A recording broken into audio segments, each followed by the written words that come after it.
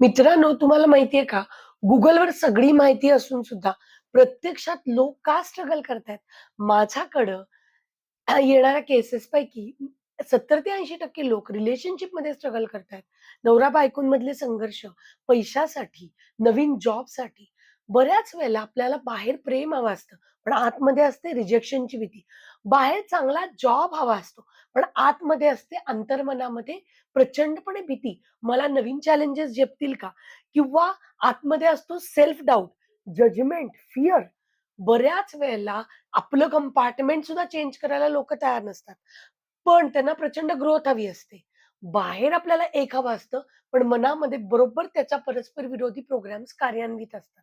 आणि याच अवस्थेमध्ये जेव्हा मेंदू या अवस्थेमध्ये जगतो, तेव्हा आपल्याला इच्छित रिझल्ट्स मिळू शकत नाहीत.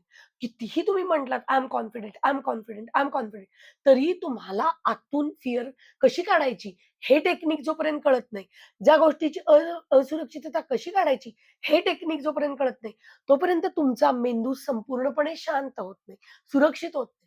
ब्रेन जर सर्व्हायव्हल मोडमध्ये असेल, तर तुम्ही कसं डिझायरेबल रिझल्ट आणि मॅनिफेस्टेशन करू शकाल? त्यामुळेच आपण आपल्या न्यूरोमाइंड जिमच्या 3 आठवड्याच्या दीर्घ प्रोग्राम्समध्ये या सगळ्या टेक्निक्सना सर्वप्रथम क्लिन्झिंग करून घेतो. मनामध्ये जे परस्पर विरोधी बिलीफ्स कार्यान्वित आहेत, त्यांना आपण कशा पद्धतीने काढून टाकायचं आणि आपण पुढच्या स्टेप्समध्ये नवीन मॅनिफेस्टेशन कशा पद्धतीने करायचं हे अ अतिशय सुंदररित्या मराठीमधून शिकवतो. तर वाट कसली बघताय? खाली सगळी माहिती बायोमध्ये दिलेली आहे. Thank you.